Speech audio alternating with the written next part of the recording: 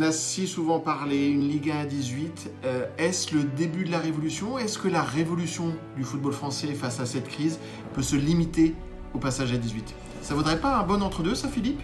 Ah, le vaste sujet que voilà. Bien sûr, mon cher Vincent, le passage à 18 clubs en Ligue 1 est sur les rails, mais peut-on faire l'économie parallèlement d'une grande réflexion sur l'attractivité du football français et de son jeu, le foot, qu'on oublie trop souvent? Entre deux, Vincent.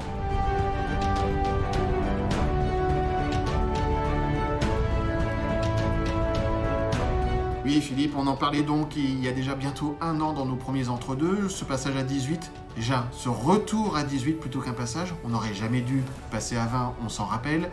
Ce retour à 18, c'est un amortisseur dans la crise des droits télé. Parce que c'est partagé en 18 au lieu de partager en 20, ce qui mécaniquement fera une part du gâteau, même si on ne connaît pas encore la taille du gâteau, plus importante. Mais au-delà de ça, c'est aussi anticiper les évolutions à venir du football international. On l'a vu avec le projet de Super League ou avec la réforme votée par l'UEFA de la future Ligue des Champions en 2024. Ça va être plus de matchs pour les grands clubs. Et si on veut que les grands clubs restent dans les compétitions domestiques, ce qui est très important, parce que une Ligue 1 sans le PSG ou une Bundesliga sans le Bayern, évidemment, ce n'est plus du tout les mêmes compétitions et les mêmes valeurs. Donc, on a besoin de ces grands clubs-là. Les dates au niveau international augmentent. La seule solution, ça sera soit probablement de réduire les compétitions domestiques. Au lieu de subir, anticipons et faisons-le dès maintenant. Maintenant, ça ne se limitera pas à ça. On a des sujets de calendrier comme j'évoquais, mais on a aussi une réflexion plus large à mener. Si on réduit la Ligue 1 à 18, ça ne veut pas dire qu'on doit perdre des clubs de football. On peut passer une Ligue 2 à 22 et avoir autant de clubs de football. On peut peut-être même la passer à 24. Bref, ce sont des options qui font que le futur de la Ligue 1, le futur de notre football ne se limitera pas, à mon avis, à un passage à 18.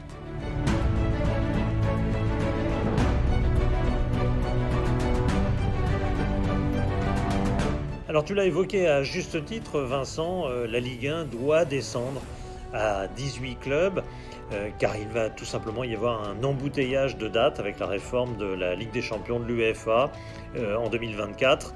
Et pourquoi pas, pour une fois dans le football français, anticiper. La LFP, à vrai dire, anticipe aussi et surtout parce qu'il y a des difficultés économiques très fortes, une incertitude sur les droits télé, et il s'agit de sauver des clubs. Mais attention justement en faisant cette réforme, de ne pas tuer les petits ou moyens clubs qui descendraient en Ligue 2 ou en National. Car en fait, c'est toute la pyramide. Quand on change la Ligue 1, c'est toute la pyramide qui est affectée et ça va jusqu'au N3. Alors, quelles sont les solutions pour éviter de tuer des clubs? La première réflexion, tu l'as eue à juste titre, c'est de maintenir une Ligue 2 avec un grand nombre de clubs, à minima 20, pourquoi pas 22, 24 façon de Championship, je n'y crois pas trop en France.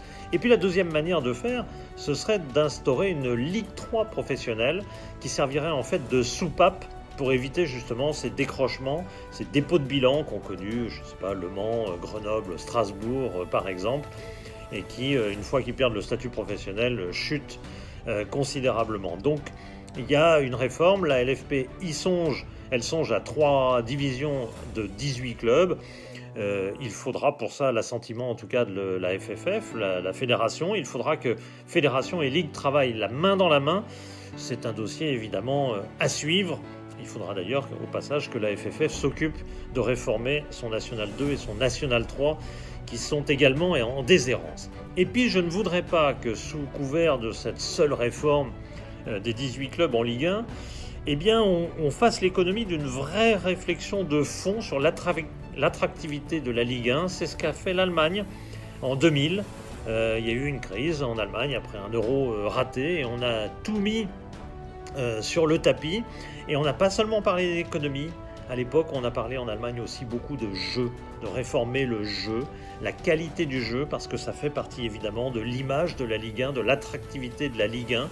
Quand on voit ce que fait Niko Kovacs avec la SM cette année, on doit être inspiré par ce modèle allemand.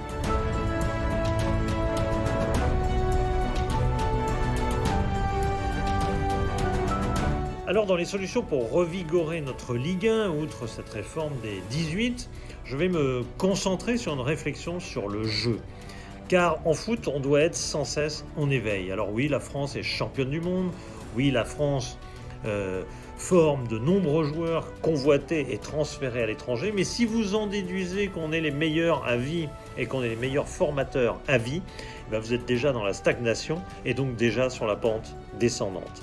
Après 98, on a connu la même euphorie. Quelques années plus tard, j'ai vu les formateurs français aller aux informations, voyager en Espagne, aux Pays-Bas, en Allemagne pour voir comment ils formaient.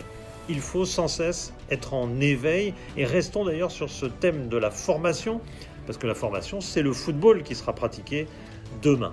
Or, Longoria, nouveau président de l'OM, a osé poser le problème de la formation du joueur français.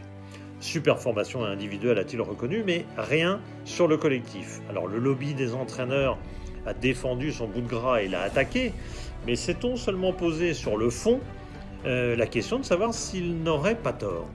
Or, Nagelsmann, là on passe côté entraîneur, vient de signer au Bayern à 33 ans. Cela pose le problème de la formation des cadres, des entraîneurs. En Allemagne, le jeu est délibérément offensif et Nagelsmann fait partie de cette génération formée pour promouvoir le jeu, comme un certain Kovacs qui réussit si bien à Monaco. Or, Nagelsmann ne pourrait entraîner en France, car faute d'avoir un passé professionnel, il n'aurait pas pu dépasser le National 2, ce sont les règlements tels qu'ils sont faits en France. Pour information, en Bundesliga, il y a aujourd'hui 7 entraîneurs sur 18 clubs qui n'ont pas été pros.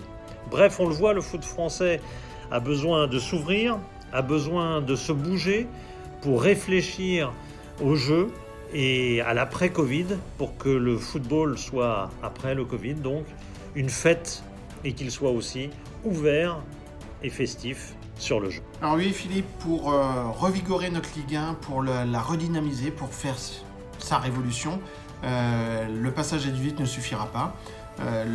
La Ligue 2 ou une Ligue 3, ce sont des pistes intéressantes. Le jeu, évidemment, est un sujet majeur pour créer de la valeur. Un sujet qu'on évoque aussi trop peu souvent, c'est le public. Alors, il fallait de nouveaux stades ou des stades aux normes. Je pense que grâce à l'Euro 2016, il y a eu tant au niveau de la sphère publique ou de la sphère privée des investissements dans les stades et qu'à ce niveau-là, on peut estimer qu'on a rattrapé notre retard. En revanche, là où on n'a pas rattrapé notre retard, c'est sur le remplissage de nos stades. Alors, est-ce qu'il ne faudrait pas mettre une partie des clés de répartition, un bonus pour inciter les clubs à faire du sold out, du taux de remplissage complet, là où les Anglais et les Allemands sont à 90-95% de taux de remplissage, nous on tourne autour des 70%. C'est un vrai sujet parce qu'un stade rempli, alors bien évidemment post-Covid, un stade rempli fait partie, génère de l'ambiance et crée de la valeur autour du match.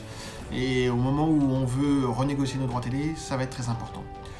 Un autre point, ça peut être les formules de compétition. Si on passe à 18, tu évoquais le 3x18, peut-être qu'il faut imaginer des playoffs et non pas des barrages.